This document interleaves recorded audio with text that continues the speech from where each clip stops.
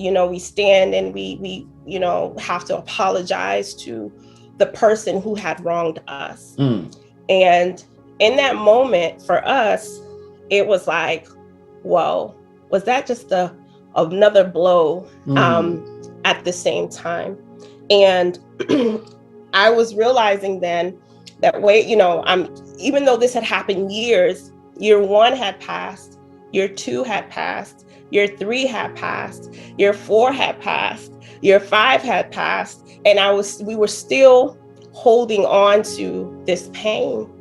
We were still, every time the certain person's name came up, we still had this tension, this sadness around it. Every time the names would come up, we would be so hurt.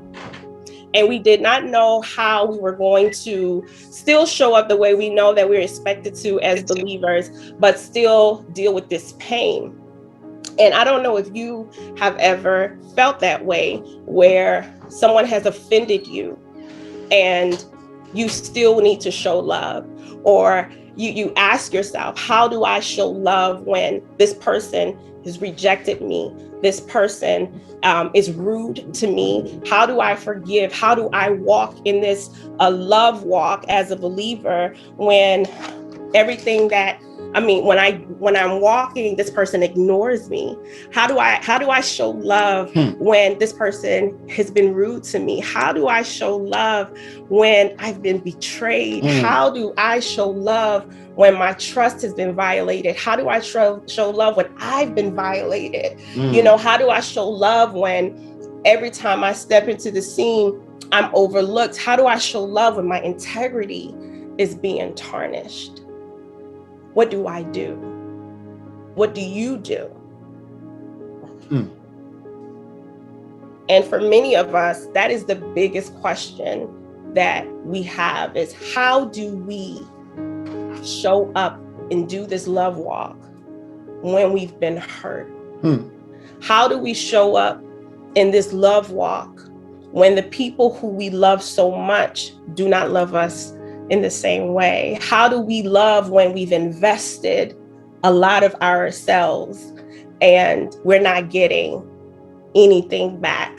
How do we love when I'm being re-victimized by having to apologize to the perpetrator? How do I love? How do I show up?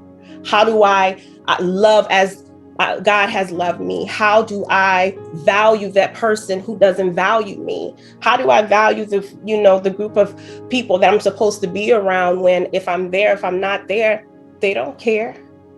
How do I affirm my husband who, if I affirm him and I acknowledge him, he doesn't respond to what I'm saying? How do I do that? And this is a question that has bothered me, and I even had to go to my to my brother John and to Sam too, and ask those questions. And I love how they responded, because these are people who really know God's word, and they always came back with, but we're still supposed to forgive. We're still supposed to forgive. And I'm like, no, that's not enough for me, because I need to know, what do I do with the emotion when the person who I respect ignores me and is being intentional about rejecting me? How do I deal with the person who makes me feel inadequate every time we have a conversation? How do I deal with that? Because I know God knows that I'm dealing with that issue. And I believe you are too. And what doesn't make it easy is our culture. Because the first place you go to is, the church, the pastor. You go to the scriptures and you go to, people of God, and they say the same thing. Forgive. You just have to let that go. You just need to move on. You know what? Just ignore them. That's how they are. But that again was not enough. It's like, okay, I can do the forgiveness part. I can have the conversation part, but what do I do with all the emotion? What do I do with the pain then?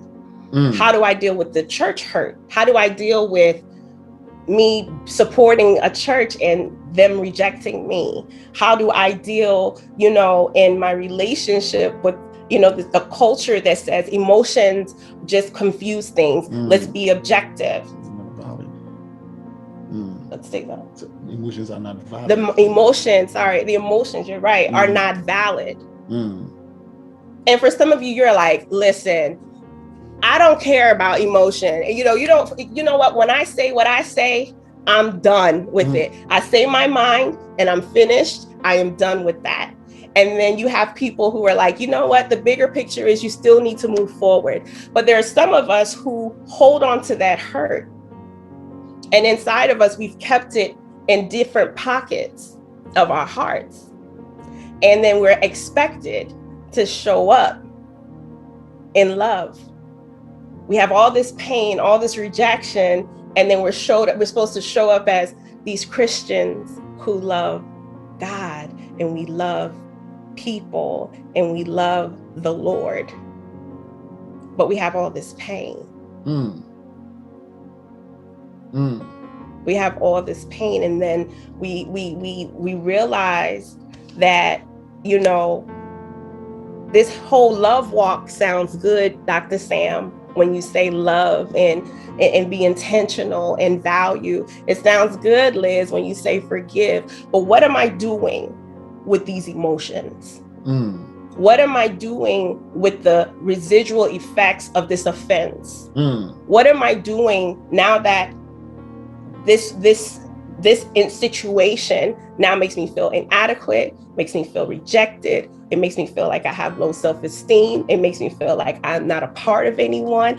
It makes me feel like, I'm just not a part of it. And yes, like you said, the culture, it doesn't matter. It's the American culture, the Ghanaian culture, the kingdom culture.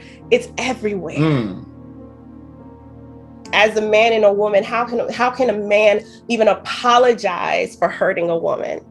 What is your emotions anyway? What does that mean? What does that mean when you say my emotions are hurt, my feelings are hurt? What does that got to do with anything? Oh, you divorced because he didn't love you. What does that mean? How dare you?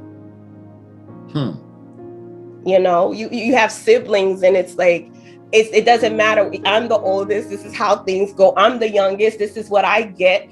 And I don't care how it affects you in your friendships. It's just betrayal upon betrayal. And I'm expected to show up and smile. In marriages, we have these situations that are not resolved. And but we're still supposed to show up married. I'm supposed to be content. I'm supposed to be happy. And you have children who you raise and you pour all your heart into, and then they reject you. And then if we get into the culture, and I talk about Ghanaian culture, when you get married, hey, brother-in-law, sister-in-law, whoever, mother-in-law, everybody. I remember when we were putting scores on in-laws, everybody was putting I think zeros and sixes and tens. Because in those relationships, you are always seen as a temporary fixture. And I've seen it many, many a times where they're just waiting on something negative to happen, waiting on someone to die so they can show up and say, oh, you thought you were permanent. No, we're about to take this, we're about to take that, and try to take everything that belongs to you. But we show up, and these are leaders of the church. These are elders of the church. And we are deacons and deaconesses of the church. We are members of the body of Christ. And then we're supposed to show up and we're supposed to love. What do we do with those emotions? And what do we do when the church leader violates and oversteps their boundaries and you address it? And then you're the one who is made the wrong person, that they can't do anything wrong because touch not God's anointed. Yet we're forced to say, and when we address the emotion, you're not mature enough. You should be more mature than that. And so then we're told, forgive, forgive, forgive. And the question is, how do you forgive when you're carrying that? And a lot of us, what we've done, because the Church of God hasn't really talked about the fine details of forgiveness. We've all created our own definition. of how we forgive. Some of us are like, out of sight, out of mind. I will block you. I don't see you. And so we're done. I don't even remember say, Nipano, Oninamibiase. That's how we think. Out of sight, out of mind. Some of us have become so insensitive because of the pain that we've gone through. Some of us are very numb. If it's not about me, I don't care. Some of us have our walls up. And for my introverted people, we get hurt and we are like, oh, you hurt me. We might be the quiet ones, but it's tucked in a memory file, waiting on time date that you are ready to have this conversation. And I'm about to write everything. I'm about to write everything that you've hurt me. And we see this in marriages, where a conversation, the way we spoke to each other. And so there's a heaviness in the relationship. There's a stumbling block in the relationship. We can't move past this because you said something to me that hurt me. And yeah, I forgive you because I'm supposed to, but that emotion is lodged in there. And then for some of us, we're like, I don't feel nothing, Liz. All this emotion you're talking about, it is too emotional. Y'all need to just get over your emotions, forgive. I say my mind, I go about my business, forgive and let's go. I don't have any issues. And I'm going to say this, 9 times out of 10, you've bruised, just your response that way has bruised. Your response of I say what I say and I go has bruised someone, has broken someone's spirit. It has gone to the core of a person's heart. And then we're supposed to show up and we're supposed to love our neighbor as God has loved us. That moment was that dependence that Jesus, being the Son of God, had that dependence on the Father. That is what you and I have to have with the Spirit of God. We have to have a power. We have to have a dependence on the Spirit of God to help us to not allow things to set root into our spirit, so that we cannot, so that it hinders us from showing up the way that He has purposed us to show up. And so it becomes an issue of trust, and then it becomes an issue of dependence on the Spirit of God. That's right. We cannot love in our own strength. Because as my brother John said, our emotions are fickle. I mean, today I am happy because my face is beat, but catch me tomorrow when everything is going crazy. I'm not the same person. But catch me when you violate me, and then I have to make a decision. Am I going to be a child of God, or am I going to be Liz from 2000? I'm not going to say what year. God is still working on me. But the point of the matter is, am I going to show up the way God has called me to? When that person hurts me and that person disrespects me, when the people I love so much, the people who I call family, I love so much, but they ignore me. They act like I don't exist. They don't show up for me. They could care less if I'm talking, if I'm not talking. They're not supporting me. How do I still love? And I realized that you cannot love in your strength. You don't even have the wisdom to love someone. To depend on the Lord. You have to depend on God. We have to go to God. We go to God with the wounds, and we go to God for maintenance, because that's really what it is. And this, my brothers, my sisters, my moms, my dads in the Lord, I'm going to tell you, this is what keeps you always in the presence of God. That's right. Pride cannot be found in someone who is dependent on God. Nope, absolutely. And it keeps you humble, because more than the fact that we have these wounds, more than the fact that we have to depend on God. It is a commandment that we should love as Christ has loved us. That's right. That is my responsibility every day. I love my husband the way that Christ has loved me. I love my children, even though they don't say thank you. Even though they don't care that I need a nap.